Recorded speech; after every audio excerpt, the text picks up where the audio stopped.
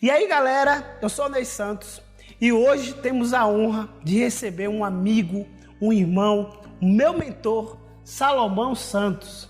Ney, meu amigo e bispo. Que bom. Santo bispo. Obrigado, Muito Salomão. bom estar aqui com você, viu? Obrigado, Salomão. Gente, e hoje nós vamos falar de um assunto muito sério, sobre suicídio. Tem sido algo assim que tem se espalhado no mundo e na nossa nação. Para você ter ideia, hoje, a cada 45 minutos, uma pessoa tira a vida. O Brasil está em 8º lugar como o país com o maior número de suicídio. E por ano, temos hoje um número aí mais ou menos entre 12 mil pessoas tiram sua vida. Então esse assunto é mais sério do que o que a gente pode imaginar. E eu gostaria que o Salomão desse uma resposta para aquelas pessoas que estão nos assistindo. Como que você vê isso, os jovens hoje tendo essa prática como se fosse algo assim natural? Eu estava assistindo um vídeo de uma adolescente que ela colocou o celular para filmar ela fazendo o enforcamento daquilo como se fosse uma brincadeira. Salomão, como que você vê isso hoje na nossa nação? Eu vejo muito assustado, Ney.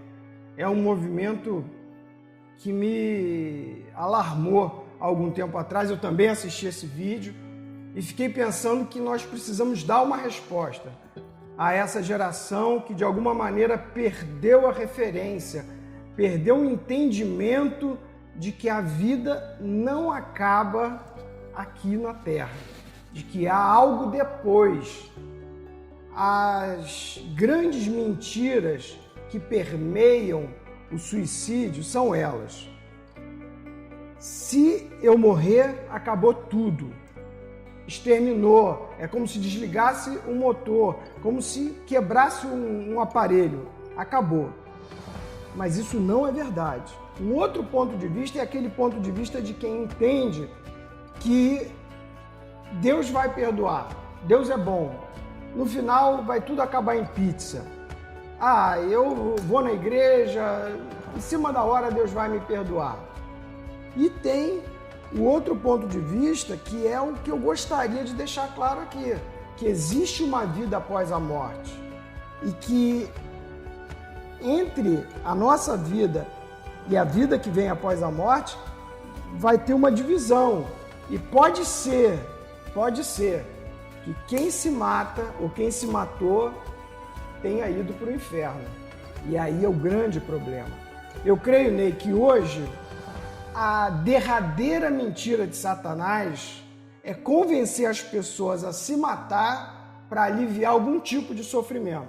É como se fosse a solução do problema, né? Eu tiro a minha vida e está tudo resolvido. Sim, mesmo porque nós temos a expressão, o fulano descansou. Ele estava sofrendo muito, agora ele descansou. Só que se o fulano não tiver passado pela cruz, se o fulano não tiver nascido de novo, se o fulano não tiver sido salvo e ele tiver perecido, a Bíblia deixa claro, ele não vai herdar a vida eterna. O nome dele não vai estar no livro da vida e o destino é o lago de fogo e enxofre. Então é uma grande mentira que Satanás vem colocando na cabeça da pessoa. Pô, já que você está passando tanta angústia, sofrendo tanto, a ansiedade do futuro e tal, um futuro profissional, financeiro. Então, já que você não está dando certo, tire a sua vida, porque aí você vai ter um descanso, quando na verdade isso tudo é uma mentira. Exatamente. Ele promete alívio para as dores. Você está sofrendo isso? Então, se você se matar, tiver coragem de se matar, você não vai mais sentir dor nenhuma, você vai descansar. Só que é mentira. E pior ainda, a dor vai aumentar. Veja bem o que Jesus descreve. Jesus descreve o rico e o Lázaro. Ele descreve esses dois. Não é uma parábola, né? É uma ilustração, porque ele dá o nome. Em nenhuma parábola ele dá o nome da pessoa. Certo. Mas ali ele fala o rico, que ele nem dá o nome, mas o pobre ele conhecia, chama-se Lázaro. E ele diz que quando esse rico morre, ele vai para um local de tormento. Nesse local de tormento, ele estava consciente, ele estava sofrendo, ele lembrava de quem ele era, ele sentia sede, ele sentia a chama queimando, ele lembrava do que tinha acontecido quando ele vivia na terra e ele ainda podia ver quem estava salvo. Imagina a angústia desse homem. A Bíblia fala que esse ambiente foi preparado para Satanás e seus anjos. E a condenação é eterna. Então, quando a pessoa estiver desesperada, sofrendo, angustiada e disser, isso é até quando? Uma voz sombria vai dizer, é para sempre, é para sempre. Ney, é apavorante. Agora, o diabo, que veio para roubar, matar e destruir, ele tem descoberto uma maneira muito rápida de jogar as pessoas no inferno. Convence a se matar, convence a se suicidar, porque quando isso acontece, ele consegue entristecer o coração de Deus, que enviou o seu próprio Filho para morrer por toda a humanidade, para que todo aquele que nele crê tenha a vida eterna e fique com Deus. Satanás encontrou dessa maneira. Agora a questão é a seguinte, o que acontece com os nossos jovens que eles estão perdendo essa visão, que eles estão perdendo a noção de uma vida após a morte? Não são os filmes, não são as séries, não são esses materiais que ignoram a existência de Deus. Hoje em dia mistura tudo na cabeça. Hoje em dia você tem aquele que simplesmente não acredita em Deus, que Deus é indiferente para ele. Você tem aquele que é bruxo, que mexe com magia. Você tem aquele que usa a força, né? Guerra nas Estrelas. Então você controla. É como se o poder fosse impessoal. E essa mistura toda faz com que os jovens e adolescentes desacreditem da verdade das Escrituras e dizem, isso não faz sentido, esse negócio que vocês falam de Jesus, de Deus, de vida eterna, isso não existe. Nesse momento, ele perde a referência do que seria necessário para dar a ele um temor da verdade. E ele começa então a ser negligente, a brincar com a vida, e muitos estão indo embora, muitos estão morrendo. E o que acontece? Vai, se mata, esperando um alívio, e quando se dá conta, está queimando no inferno. E aí não tem mais volta. Então, o suicídio é algo que está intimamente ligado a uma possessão demônica, algo de Satanás. Ok, Ney, uma boa questão. A gente analisando as Escrituras, Ney, nós vamos ver quem são os personagens da Bíblia que se mataram. Nós temos o clássico Judas, certo. Ok? Judas se matou enforcado, o galho quebrou e quando ele caiu pela pedra abaixo, ele abriu o ventre e as vísceras foram expostas. Esse é Judas. Será que alguém em sã consciência vai dizer, não, Judas foi para o céu? Difícil, difícil. A Bíblia relata que 2 vezes Satanás entrou em Judas. Correto. Uma, quando Judas resolveu que ia combinar com os sacerdotes e os escribas de como entregar Jesus e pegou o dinheiro.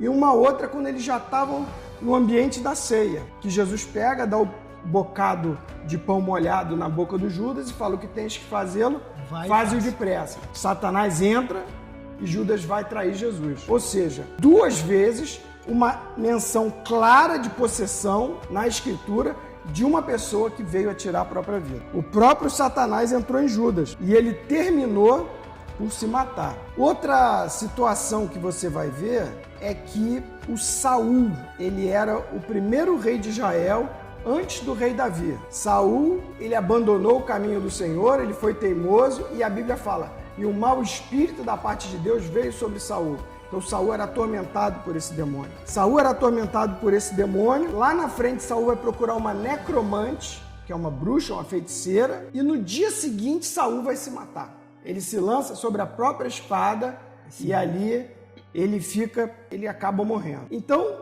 confirma isso que você falou, Ney. Existe uma íntima ligação entre o suicídio e a ação das trevas e a ação de Satanás. Então, se alguém que me ouve agora tem pensado seriamente em suicidar-se, em tirar a própria vida, saiba que há uma ação de Satanás em volta de você. E E saiba, querido, que Satanás, ele não tem parte com a luz. Nós temos duas situações de salvação. Há pessoas que acreditam que uma vez que você recebe o Senhor Jesus como seu Senhor e Salvador, você já está salvo e que você nunca vai perder essa condição.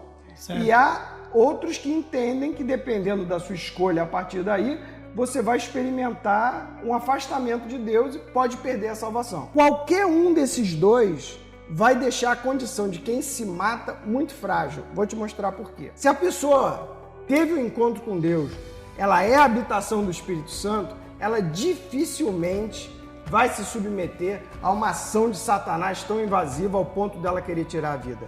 Então, se a pessoa acredita, eu fui salvo e eu não vou perder a salvação, talvez você nunca tenha sido salvo e esteja se enganando. Se é que você está debaixo dessa opressão, e se você se matar, é possível que você acorde no inferno.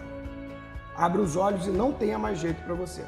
Se não, o sujeito entende que ele pode perder a salvação. Ele teve um encontro com Deus, mas que ele pode se afastar de Deus. Dizer, Deus, eu não quero saber de você.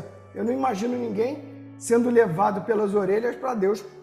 Obrigado, céu. Né? Obrigado. Certo? Então, quer você tenha um ponto de vista da salvação, como quem não perde a salvação, e nesse caso você talvez nunca tenha sido salvo, quer você tenha o ponto de vista de quem foi salvo, mas que pode perder a salvação, nos dois casos, quem está pensando em se matar, quem está próximo disso, provavelmente está debaixo de trevas. E a resposta, o destino, é o mais sombrio possível. Eu não consigo imaginar, Ney, situação mais macabra do que uma pessoa abrir os olhos e descobrir que ela está destinada a passar toda a eternidade num local de tormento que foi preparado para Satanás e seus anjos.